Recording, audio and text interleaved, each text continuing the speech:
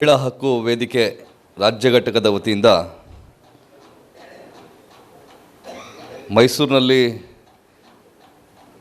ನ್ಯಾಯದ ದಿಕ್ಕು ಮಾಹಿತಿ ಹಕ್ಕು ರಾಜ್ಯ ಮಟ್ಟದ ತರಬೇತಿ ಕಾರ್ಯಾಗಾರವನ್ನು ಆಯೋಜನೆ ಮಾಡಿ ಬೆಳಗ್ಗೆಯಿಂದ ಸಂಜೆವರೆಗೂ ಕೂಡ ಮಾಹಿತಿ ಹಕ್ಕು ಕಾಯ್ದೆಯ ಮಹತ್ವ ಬಳಕೆ ಎಲ್ಲದರ ಬಗ್ಗೆ ಕೂಡ ತುಂಬ ಸವಿವರವಾಗಿ ಸಂಪನ್ಮೂಲ ವ್ಯಕ್ತಿಗಳು ತಜ್ಞರು ಎಲ್ಲರೂ ಕೂಡ ಮಾತನಾಡಿದ್ದಾರೆ. ಬಹುಶಃ ನಾನು ಕೂಡ ಇಲ್ಲಿ ಬಂದ ಮೇಲೆ ನಿಮ್ಮ ಆ ಕಮಿಟ್ಮೆಂಟು, ಆ ಶಿಸ್ತು, ಕಮಿಟ್ಮೆಂಟು ಮತ್ತು ಇಲ್ಲಿ ಬಂದು ಇಲ್ಲಿ ಆ ಚಿತ್ರಣವನ್ನು ನೋಡ್ತಾ ಇದ್ದಾಗೇ ನನಗನ್ಸಿದ್ದು ಏನೋ ಕಾಟಾಚಾರಕ್ಕೆ ಮಾಡಿರುವಂಥ ಕಾರ್ಯಾಗಾರ ಅಲ್ಲ, ಒಂದು ಗಂಭೀರವಾದಂಥ ವಿಚಾರ ಇಟ್ಕೊಂಡು ತುಂಬ ಆಯೋಜನೆ ಮಾಡಿರೋರು ಕೂಡ ತುಂಬ ಗಂಭೀರವಾಗಿದ್ದಾರೆ ಮತ್ತು ಅದರಲ್ಲಿ ಭಾಗವಹಿಸಿರೋರು ಕೂಡ ತುಂಬ ಗಂಭೀರವಾಗಿದ್ದಾರೆ ಅಂತೇಳಿ ನನಗೆ ಅನ್ನಿಸ್ತು. ಹಾಗಾಗಿ ಸ್ವಲ್ಪ ನಾನು ಬೇಗ ಬಂದಿದ್ದರೆ ನನಗೊಂದಷ್ಟು ಮಾಹಿತಿ ಸಿಗ್ತಿತ್ತೇನೋ, ನಾನೊಂದಷ್ಟು ತಿಳ್ಕೊಳ್ಳೋಕೆ ಅವಕಾಶ ಆಗ್ತಿತ್ತೇನೋ ಅಂತೇಳಿ ನಾನು ಭಾವಿಸ್ದೆ. ವಿಶೇಷವಾಗಿ ಇವತ್ತು ನಮ್ಮ ಸಮಾರೋಪದ ನುಡಿಗಳನ್ನು ಆಡಿದಂಥ ಹಿರಿಯರಾದಂಥ ಪ್ರೊಫೆಸರ್ ಕಾಳ್ಚನೇಗೌಡರು ವೈ.ಜಿ. ಮುರಳೀಧರನ್ ಅವರು ಮತ್ತು ವೀರೇಶ್ ಬೆಳ್ಳೂರು ಅವರ ಆ ಕಾರ್ಯವೈಖರಿಯನ್ನು ತುಂಬ ಶ್ಲಾಘನೆಯನ್ನು ಕೂಡ ಮಾಡಿದರು. ಸಹೋದರ ಹೇಮಂತ್ ನಾಗರಾಜು ಫೋನ್ ಮಾಡೋರು ನಮಗೆ ಕಾರ್ಯಕ್ರಮಕ್ಕೆ ಬನ್ನಿ ಅಂತ. ನನಗೆ ಅದು ಇಂದು ಮುಂದೆ ಗೊತ್ತಿಲ್ಲದೆ ಒಪ್ಕೊಳ್ಳಲ್ಲ ಗುರುಗಳೇ. ಪತ್ರಕರ್ತರಾಗಿ ಕಾರ್ಯಕ್ರಮಗಳು ನಾವು ಒಂದು ವೇದಿಕೆಗೆ ಹೋಗಬೇಕು ಅಂದರೂ ಕೂಡ ನನಗೆ ಒಂದು ಸ್ವಲ್ಪ ಅದ್ರ ಬಗ್ಗೆ ಪೂರ್ವ ಮಾಹಿತಿ ಬೇಕು. ಯಾಕಂದ್ರೆ RTI ಬಳಕೆ ಆಗ್ತಾಯಿದೆಯೋ ದುರ್ಬಳಕೆ ಆಗ್ತಾಯಿದೆಯೋ ಅನ್ನೋ ಟೆನ್ಷನ್ಗಿಂತ ನಾವೆಲ್ಲಿ ಬಳಕೆ ಆಗ್ತಾಯಿದ್ದೀವೋ ಅಲ್ಲ ದುರ್ಬಳಕೆ ಆಗ್ತಾಯಿದ್ದೀವೋ ಅನ್ನೋ ಟೆನ್ಷನು ನಮಗಿದೆ. ಅದಕ್ಕೆ ನಾವು ದುರ್ಬಳಕೆ ಆಗಬಾರ್ದು ಅನ್ನೋದೊಂದು ಪ್ರಜ್ಞೆ ಇದ್ದೇ ಇರ್ತದೆ. ಅದಾದ ನಂತರದಲ್ಲಿ ನನಗೆ ಇವತ್ತು ನನಗೆ ಅನಿಸಿದ್ದು, ಬಹುಶಃ ನಾನು ಕಾರ್ಯಕ್ರಮನ ನಾನು ಮರೆತು ಬಿಟ್ಟಿದ್ದೆ ಕಾರ್ಯಕ್ರಮನ. ನನ್ನ ಗೆಳೆಯ ವಿಜಯವಾಣಿ ಪತ್ರಿಕೆಯ ನನ್ನ ಸಹೋದರ ನವೀನ್ ಕುಮಾರ್ ಫೋನ್ ಮಾಡಿ, ಸರ್ ಎಲ್ಲರೂ ವೆಯ್ಟ್ ಮಾಡ್ತಾಯಿದ್ದೀನಿ ಅಂದರೆ, ನಾನು ಯಾರು ಹೇಳಿದ್ದೀನಿ ವೆಯ್ಟ್ ಮಾಡೋಕ್ಕೆ ಅಂತ ಕೇಳಿದೆ ನಾನು. ಅಲ್ಲ ಸರ್ ಕಾರ್ಯಕ್ರಮ ಇದೆಯಲ್ಲ ಅಂತಂದ್ರೆ ಸರಿ ಬರ್ತೀನಿ ಅಂತ. ಇರಲಿ, ಅದಾಗಿ ಕೂಡ ಒಂದು ಪತ್ರಕರ್ತನಾಗಿ 2011ರಲ್ಲಿ ನಾನು ಪ್ರಧಾನ ಕಾರ್ಯದರ್ಶಿ ಆಗಿದ್ದಂಥ ಸಂದರ್ಭದಲ್ಲಿ ಮಾಹಿತಿ ಹಕ್ಕು ಮತ್ತು ಮಾಧ್ಯಮ ಅಂಥೇಳಿ ಒಂದು ರಾಜ್ಯ ಮಟ್ಟದ ಕಾರ್ಯಾಗಾರವನ್ನು ಮಾಡಿದ್ವಿ ಮೈಸೂರಲ್ಲಿ. ಬಹುಶಃ ತುಂಬ ದೊಡ್ಡ ಪ್ರಮಾಣದ ಕಾರ್ಯಾಗಾರ. ಕರ್ನಾಟಕ ಮಾಧ್ಯಮ ಅಕಾಡೆಮಿ, ಮೈಸೂರು ಜಿಲ್ಲಾ ಪತ್ರಕರ್ತರ ಸಂಘ ಎಲ್ಲ ಸೇರಿ ಮಾಡಿದ್ವಿ. ಕರ್ನಾಟಕ ರಾಜ್ಯದ ಮುಖ್ಯ ಕಾರ್ಯದರ್ಶಿಗಳಾದಂಥ ವಿರೂಪಾಕ್ಷಯ್ಯನವರು ಆ ಗೋಷ್ಠಿಗೆ ಬಂದಿದ್ದರು. ಇವತ್ತಿನ ನಿವೃತ್ತ ನ್ಯಾಯಾಧೀಶರು ಯಾರು ಡಾಕ್ಟರ್ ನಾಗಮೋಹನ್ ದಾಸ್ ಅವರು ಅವತ್ತು ಸಿಟ್ಟಿಂಗ್ ಜಡ್ಜು. ಬಹುಶಃ ಮೈಸೂರಿಗೆ ಮೊಟ್ಟ ಮೊದಲನೇ ಬಾರಿಗೆ ಒಂದು ಪಬ್ಲಿಕ್ ಪ್ರೋಗ್ರಾಮ್ಗೆ ಫಸ್ಟು ಅಪಿಯರೆನ್ಸ್ ಮಾಡಿದಂಥದ್ದು ನಾಗಮೋಹನ್ ದಾಸ್ ಅವರ ಕಾರ್ಯಕ್ರಮ ಕರೆಸಿ ತುಂಬ ಕೆಲಸ ಆಯಿತು. ಈಗ ಒಂದು ಪ್ರಶ್ನೆ ನಮ್ಮೆಲ್ಲರಿಗೂ ಕಾಡುವಂಥದ್ದು, ಪತ್ರಕರ್ತನಾಗಿ ಪ್ರಶ್ನೆಗಳು ಕಾಡಬೇಕು. ಹಾಗಾಗಿ ನಾನು ಇಲ್ಲಿ ಪತ್ರಕರ್ತನಾಗಿ ಬಂದಿರೋ ಕಾರಣಕ್ಕಾಗಿ ನನಗೆ ಒಂದು ಪ್ರಶ್ನೆ ಕಾಡ್ತಾ ಇದೆ. 2 ದಶಕಗಳ ಹಿಂದೆ ಜಾರಿಗೆ ಬಂದಂಥ ಕಾಯ್ದೆ, ಮಾಹಿತಿ ಹಕ್ಕು ಕಾಯ್ದೆ 2 ದಶಕ ಆಗಿದೆ, 20 ವರ್ಷ ಆಗಿದೆ. ಉದ್ದೇಶ ಏನು? ಆಡಳಿತದಲ್ಲಿ ಪಾರದರ್ಶಕತೆ ಮತ್ತು ಹೊಣೆಗಾರಿಕೆಯನ್ನು ತರುವ ನಿಟ್ಟಿನಲ್ಲಿ ಸಂವಿಧಾನದ ಏನು ನಮಗೆ ಅನೇಕ ಹಕ್ಕುಗಳನ್ನು ಕೊಟ್ಟಿತ್ತು, ಅದೇ ಥರ ಭಾರತದ ಪ್ರತಿಯೊಬ್ಬ ಪ್ರಜೆಗೂ ಕೂಡ ಮಾಹಿತಿ ಹಕ್ಕು ಕಾಯ್ದೆಯನ್ನು ಕೂಡ ತಗೊಬಂದರು. Only very simple, transparency and accountability is the main intention of bringing the right to information act. Accountability ಮತ್ತು ಪಾರದರ್ಶಕತೆ ಯಾಕಿರಬೇಕು ಅಂತ ಬಯಸ್ತು ವ್ಯವಸ್ಥೆ ಅಂತಂದರೆ, ಭ್ರಷ್ಟಾಚಾರ ಎಲ್ಲೇ ಮೀರಿದೆ, ಅಧಿಕಾರಿಗಳು ತಮ್ಮ ಹೊಣೆಗಾರಿಕೆಯನ್ನು, ಆಡಳಿತಗಾರರು ತಮ್ಮ ಹೊಣೆಗಾರಿಕೆಯನ್ನು, ಆಳುವ ವರ್ಗ ತನ್ನ ಹೊಣೆಗಾರಿಕೆಯನ್ನು ಮರಿತಾ ಇದ್ದಾರೆ. ಎಲ್ಲೋ ಒಂದು ಕಡೆ ಜನರಿಗೆಲ್ಲರಿಗೂ ಕೂಡ ತಿಳಿಯಬೇಕಾದಂಥ ವಿಚಾರಗಳು ಕದ್ದು ಮುಚ್ಚು ನಡೀತಾ ಇದೆ. ಜನರಿಂದ ಜನರಿಗಾಗಿ ಜನರಿಗೋಸ್ಕರನೇ ಪ್ರಜಾಪ್ರಭುತ್ವ ಅಂಥೇಳಿ ಹೇಳುವಂಥ ನಾವು ಜನರನ್ನೇ ಮರೆಮಾಚಿ, ಜನರಿಗೆ ತಪ್ಪು ಮಾಹಿತಿ ಕೊಟ್ಟು ಜನರನ್ನು ಆಳುವಂಥ ವ್ಯವಸ್ಥೆ ಈ ದೇಶದಲ್ಲಿ ಬರ್ತಾ ಇದೆ. ಹಾಗಾಗಿ ಪ್ರಜಾಪ್ರಭುತ್ವದ ಮೂಲ ಆಶಯ ಏನಿದೆಯಲ್ಲ ಅದು ಸಾಕಾರಗೊಳ್ಳಬೇಕು, ಸಮಾಜ ಶುದ್ಧೀಕರಣಗೊಳ್ಳಬೇಕು, ಆಡಳಿತದಲ್ಲಿ ಪಾರದರ್ಶಕ ಬರಬೇಕು ಅನ್ನೋ ಉದ್ದೇಶಕ್ಕೆ ತುಂಬ ಬಹುಮುಖ್ಯವಾಗಿ ಭ್ರಷ್ಟಾಚಾರ ರಹಿತವಾದಂಥ ಸಮಾಜವನ್ನು ನಿರ್ಮಾಣ ಮಾಡಬೇಕು ಅಂತಂತೇಳಿ ಈ ಕಾಯ್ದೆಯ ಮೂಲ ಉದ್ದೇಶ ಮತ್ತು ಆಂತರಿಕ ಉದ್ದೇಶ ಆಗಿತ್ತು. ಆದರೆ ನನಗೆ ಇವತ್ತು ಪತ್ರಕರ್ತನಾಗಿ ನನ್ನ ಪ್ರಶ್ನೆ ಏನಪ್ಪ ಅಂದರೆ, 2 ದಶಕಗಳ ಹಿಂದೆ ಜಾರಿಗೆ ಬಂದಂಥ ಕಾಯ್ದೆ ಬಂದ ಮೇಲೆ 20 ವರ್ಷ ನಾವು ಕಳೆದ ಮೇಲೂ ಕೂಡ ಈ ದೇಶದಲ್ಲಿ, ಈ ಸಮಾಜದಲ್ಲಿ ಭ್ರಷ್ಟಾಚಾರ ನಿಂತಿದ್ಯಾ ಅಂತ ಕೇಳಿದ್ರೆ ನಗಬೇಕಾಗುತ್ತೆ. ಕಡಿಮೆ ಆಗಿದೆಯಾ ಅಂತ ಏನಾದರೂ ಕೇಳೋಕ್ಕೆ ಸಾಧ್ಯ ಆದರೆ ಕಡಿಮೆ ಆಗಿದೆಯಾ? 20 ವರ್ಷದ ಹಿಂದೆ 10% ಕಮಿಷನ್ನು RTI ಕಾಯ್ದೆ ಬಂದ ಮೇಲೆ 40% ಕಮಿಷನ್ ಆಗಿದೆ. ಆ 40% ಕಮಿಷನ್ ಅನ್ನೋದೇ ಇರಲಿಲ್ಲ. 30% 40% ಕಮಿಷನ್ ಅನ್ನೋದು ಕಲ್ಪನೆಗೂ ಮೀರಿದಂಥ ಒಂದು ದೊಡ್ಡ ಭ್ರಷ್ಟಾಚಾರ. ಕಮಿಷನ್ ಅಂದರೆ ಏನಪ್ಪ ಅಂದರೆ 1% 2% ದೊಡ್ಡ ಭ್ರಷ್ಟಾಚಾರ. ಒಂದು ಕಾಲದಲ್ಲಿ 1% ತೊಗೊಂಡ್ರೆ 2% ತೊಗೊಂಡ್ರೆ ಅದು ದೊಡ್ಡ ಭ್ರಷ್ಟಾಚಾರ. ಸಾವಿರ ಲೆಕ್ಕದಲ್ಲೋ ಲಕ್ಷದ ಲೆಕ್ಕದಲ್ಲೋ ತೊಗೊಂಡ್ರೆ ಲಕ್ಷದ ಲೆಕ್ಕದಲ್ಲಿ ತೊಗೊಂಡ್ರೆ ಅದು ದೊಡ್ಡ ಪ್ರಮಾಣದ ಭ್ರಷ್ಟಾಚಾರ.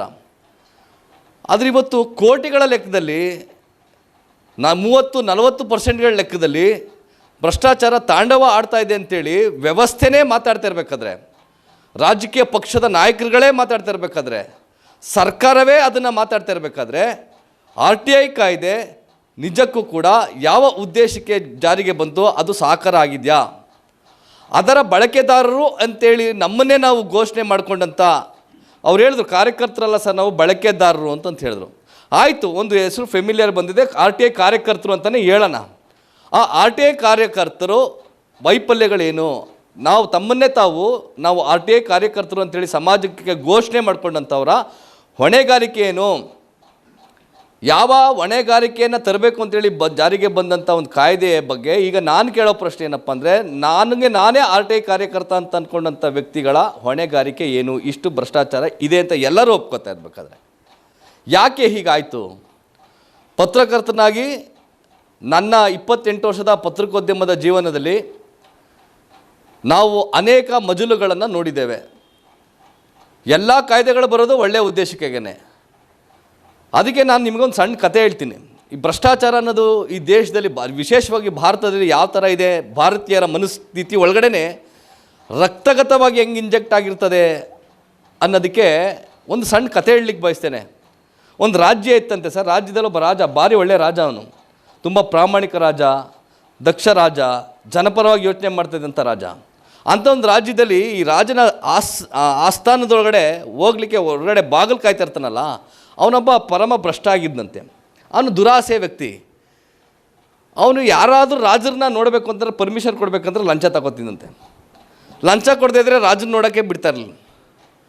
ಸರಿ, ಈ ವಿಷಯ ರಾಜರಿಗೆ ಗೊತ್ತಾಗ್ತದಂಗೆ ಏನು ಮಾಡೋದು, ಇವನನ್ನ ಭ್ರಷ್ಟನ ವಿಚಾರನ ತಡಿಲಿಕ್ಕೆ ಏನು ಮಾಡಬೇಕು ಅಂತ ಏನು ಮಾಡ್ತಾರೆ, ಒಂದು ಕೆಲಸ ಮಾಡೋ, ನೀವು ನಾವು ಬಾಗಿಲಲ್ಲಿ ನಿಲ್ಲಿಸಿದ್ರೆ ತಾನೇ ದುಡ್ಡು ಇಸ್ಕೊಂಡು ಒಳಗಡೆ ಬಿಡ್ತಾನೆ, ಅವನ ನಾನು ಹಿಂದೆನೇ ನಿಲ್ಸ್ಕೊಬಿಡೋಣ ಗಾಳಿ ಬೀಸೋಕ್ಕೆ ಅಂತ ಅಂದ್ಬಿಟ್ಟು ಅವನ್ನ ಈ ಗಾಳಿ ಬೀಸೋ ಇದು ಬರ್ತದಲ್ಲ ಚಾಮರ, ಆ ಚಾಮರ ಹಿಡಿದು ನಿಲ್ಲಿಸೋದು ಅಷ್ಟೇ. ಅವನು ಸಭೆ ನಡಿಬೇಕಾದ್ರೆ ಗಾಳಿ ಬೀಸೋದು ಅಷ್ಟೇ ಕೆಲಸ ಒಂದು.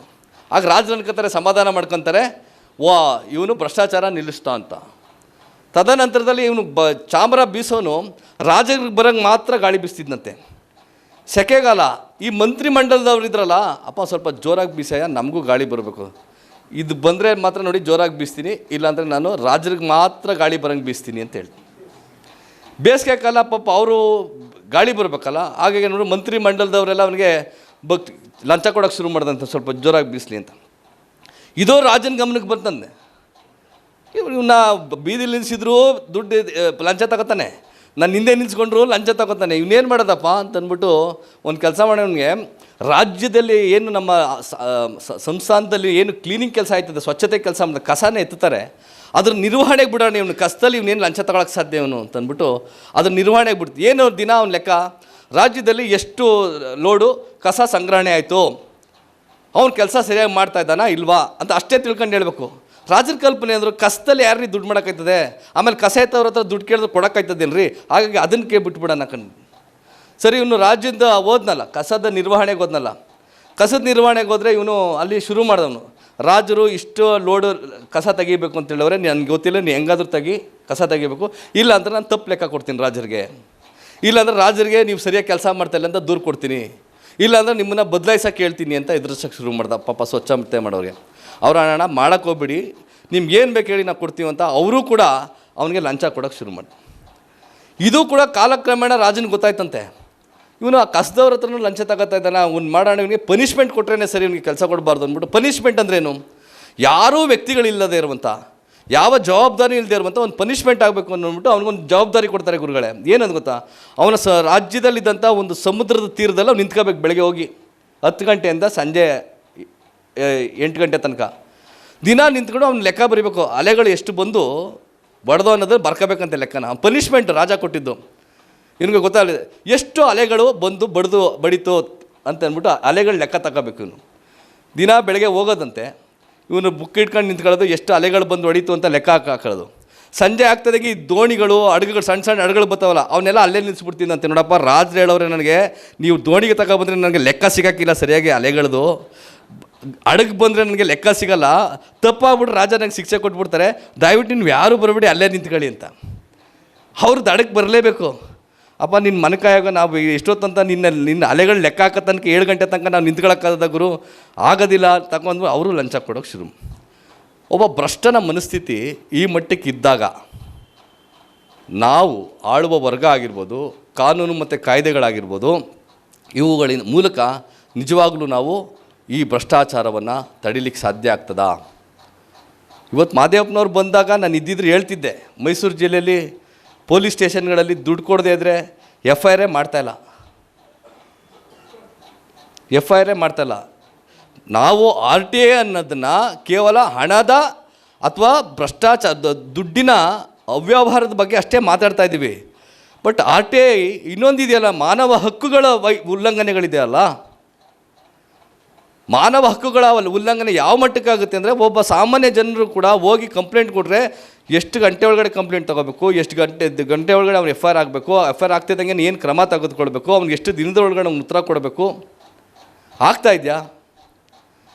ಜಾತಿ ಪ್ರಮಾಣ ಪತ್ರದಿಂದ ಹಿಡಿದು ನಿಮ್ಗೆ ಅನ್ಯಾಯ ಆಗುವಂಥ ಪೊಲೀಸ್ ಸ್ಟೇಷನ್ಗೆ ಹೋಗಿ ತಲುಪೋದ್ರವರೆಗೂ ಕೂಡ ನೀವು ಜನರಿಗೆ ನೀವು ವ್ಯವಸ್ಥೆಯನ್ನು ನೀವು ದುಡ್ಡಿನ ಮೂಲಕನೇ ಸಮಾಧಾನ ಪಡಿಸ್ಬೇಕಾದಂಥ ಸಿಸ್ಟಮು ಇವತ್ತಿಗೂ ಇದೆ, ಹಿಂದೇನೂ ಇತ್ತು, ಮುಂದೇನೂ ಬರ್ತದೆ. ಹಂಗಂದ್ರೆ ನಮ್ಮ ಜವಾಬ್ದಾರಿ ಏನು? ಬಳಕೆದಾರರ ಜವಾಬ್ದಾರಿ ಏನು?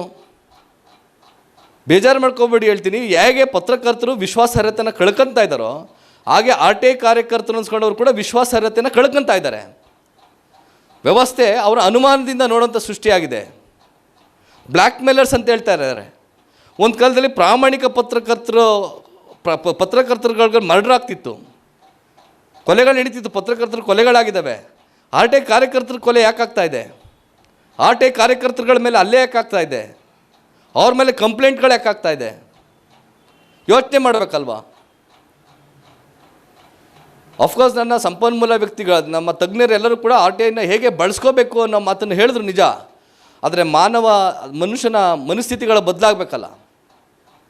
ಸ್ವಚ್ಛ ಸಮಾಜಕ್ಕಾಗಿ ಅಂತೇಳಿ ನೀವು ಘೋಷಣೆ ಮಾಡಿದ್ದೀರಿ. ನನಗೆ ತುಂಬ ನೆನಪಾಗ್ತಾಯಿದೆ, ಸ್ಲೋಗನ್ ನೋಡಿದ ಮೇಲೆ ಲಂಕೇಶ್ ಪತ್ರಿಕೆ ಆರಂಭ ಆಗಿ 20 ವರ್ಷ ಆಗಿತ್ತಂತೆ. ಬಹುಶಃ ಕಾಲ್ಚನ್ನೇಗೌಡರು ಇರ್ತಾರೆ ಅಂತ ಅನ್ಕೊತೀನಿ ನಾನು. ಈ ಮೈಸೂರು ಮಹಾರಾಜ ಕಾಲೇಜಿನಲ್ಲಿ ಶತಮಾನೋತ್ಸವ ಬಂದಲ್ಲಿ 20ನೇ ವರ್ಷದ ಕಾರ್ಯಕ್ರಮ. 20ನೇ ವರ್ಷದ ಕಾರ್ಯಕ್ರಮಕ್ಕೆ ಅವತ್ತಿನ ಮುಖ್ಯಮಂತ್ರಿಗಳಾದ JH ಪಟೇಲ್ ಕರೆಸಿರ್ತಾರಂತೆ.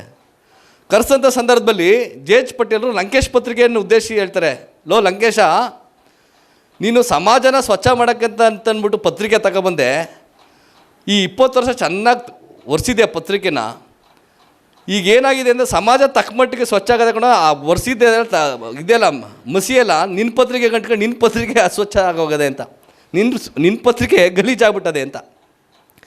ನಾವು ಏನು ಮಾಡ್ತೀವಿ, ನಾವು ಸ್ವಚ್ಛ ಮಾಡ್ತೀವಿ ಅನ್ನೋ ಭ್ರಮೆಯಲ್ಲಿ ನಾವು ಮೈಲಿಗೆನ ಮೆತ್ಕೊಂಡು ಓಡಾಡ್ತಾ ಇರ್ತೀವಿ. ಅದು ನಮ್ಮನ್ನು ಕೂಡ ಮೆತ್ಕೊಳ್ತದೆ. ಅದು ಇಲ್ಲದೇದಂಗೆ ಹೆಂಗೆ ನಾವು ಅದರ ಇದು ಕೂಡ ಇಲ್ಲದೇದಂಗೆ ಹೆಂಗೆ ಕೆಲಸ ಮಾಡಬೇಕು ಅನ್ನೋದು ತುಂಬ ಮುಖ್ಯ ಆಗಿದೆ. ಅದು ಪತ್ರಕರ್ತರಿಗೂ ಅನ್ವಯ ಆಗ್ತದೆ. ಎಷ್ಟರ ಮಟ್ಟಿಗೆ ಅಂತಂದರೆ, ನವೀನ್ ಬೇಜಾರು ಮಾಡ್ಕೊ ವಾಸ್ತವವಾಗಿ ಮಾತಾಡ್ತೀನಿ ನಾನು. ಹೇಮಂತ್ ನಾಗರಾಜ್, ನನಗೆ ನರಸೀಪುರದಿಂದ ಒಂದು ಕಂಪ್ಲೇಂಟ್ ಬಂದಿತ್ತು. ಒಬ್ಬರು ಗುತ್ತಿಗೆದಾರರು ಬಂದಿದ್ದರು. ಗುತ್ತಿಗೆದಾರರು ಬಂದು ಒಂದು ಕಂಪ್ಲೇಂಟ್ ಕೊಟ್ಟರು, ಸರ್ ನಮ್ಮ ಊರುಗಳಲ್ಲಿ ಡೆವಲಪ್ಮೆಂಟ್ ವರ್ಕ್ ಮಾಡೋಕ್ಕಾಗ್ತಾಯಿಲ್ಲ. ಯಾಕೆ ಅಂದರೆ ಯೂಟ್ಯೂಬರ್ಸು, RTI ಕಾರ್ಯಕರ್ತರು ಮತ್ತು ಕೆಲವು ಸಂಘಟನೆಗಳಿಂದ ನಮಗೆ ತೊಡಕುಂಟಾಗ್ತಾ ಇದೆ. ನಾವು ಟೆಂಡರ್ಗಳು ತಗೊಂಡು ಕೆಲಸ ಮಾಡೋಕ್ಕಾಗಲ್ಲ ಸರ್. ಇವತ್ತು RTIನವನು ಒಬ್ಬ ಬಂದರೆ ನಾಳೆ ಯೂಟ್ಯೂಬರ್ ಬರ್ತಾನೆ, ನಾಳೆ ಯೂಟ್ಯೂಬರ್ ಬಂದರೆ ನಾಳಿದ್ದು ಇನ್ನೊಬ್ಬ ಯಾರೋ ಒಬ್ಬ ಒಂದು ಸಂಘಟನೆ ಹೆಸರು ಹೇಳ್ಕೊಂಡು ಬರ್ತಾನೆ. ಇವರೆಲ್ಲರನ್ನೂ ಕೂಡ ಸಮಾಧಾನ ಪಡಿಸಿ ನಾನು ಕೆಲಸ ಮುಗಿಸಿ ಸರ್ಕಾರದಿಂದ ದುಡ್ಡು ತಗೊಳ್ಳೋ ತನಕ ನನ್ನ ಹಣೆ ಬರ ಏನಾಗಬೇಕು? ಫಾರ್ ಯೋರ್ ಕೈಂಡ್ ಇನ್ಫಾರ್ಮೇಷನ್, ಗುತ್ತಿಗೆದಾರರು ಕೆಲಸ ತಗೊಳ್ಳೋಕೆ ಎದುರ್ಕೋತಾ ಇದ್ದಾರಂತೆ. ಸರ್ಕಾರದವ್ರು ನೋಡಿ, ನೀವು ಯೂಟ್ಯೂಬರ್ಸ್ಗಳನ್ನ ಸೋಷಲ್ ಮೀಡ್ಯಾದಲ್ಲಿ ಕೆಲಸ ಮಾಡೋರನ್ನ, ಈ ನಕಲಿ ಪತ್ರಕರ್ತರನ್ನ, ಈ ನಕಲಿ ಹೋರಾಟಗಾರರನ್ನ, ನಕಲಿ RTI ಕಾರ್ಯಕರ್ತರನ್ನ ನೋಡ್ಕೊಳ್ಳೋದಾದರೆ ನಾವು ಕೆಲಸ ಮಾಡ್ತೀವಿ, ನಮ್ಮ ಜವಾಬ್ದಾರಿ ಅಲ್ಲ ಅವ್ರದ್ದು ಅಂತ. ಒಂದು ನಾವೇನೋ ಅಂದ್ಕೊಂಡ್ವಿ, ಒಂದು ಸಂಘಟಿತ ಭ್ರಷ್ಟಾಚಾರ ಶುರುವಾಗಿದೆ. ಆಗ ಏನೋ ಭ್ರಷ್ಟಾಚಾರ ಒಬ್ಬರು ಮಾಡ್ತೀವಿ, ಈಗ ಸಂಘಟಿತವಾದಂಥ ಒಂದು ಭ್ರಷ್ಟಾಚಾರ ಶುರುವಾಗ್ಬಿಟ್ಟಿದೆ. ಅಂಡರ್ಸ್ಟ್ಯಾಂಡಿಂಗ್ ಶುರುವಾಗಿದ್ದಿದೆ, ಗ್ರೂಪ್ ಆಗಿದ್ದಾರೆ. ಒಂದೊಂದು ಸತಿ RTIನ ಅವ್ರನ್ನ ಮುಂದೆ ಬಿಡ್ತಾರೆ, ಅದ್ರ ಹಿಂದೆ ಒಬ್ಬ ನಕಲಿ ಪತ್ರಕರ್ತ ಹೋಗ್ತಾನೆ, ನಕಲಿ ಪತ್ರಕರ್ತ ಹೋದ ಹಿಂದೆ ಒಬ್ಬ ನಕಲಿ RTI ಕಾರ್ಯಕರ್ತ ಹೋಗ್ತಾನೆ. ಒಂದು ರೀತಿ ಸಂಘಟಿತ ಅಪರಾಧೀಕರಣ ನಡೀತಾ ಇದೆ.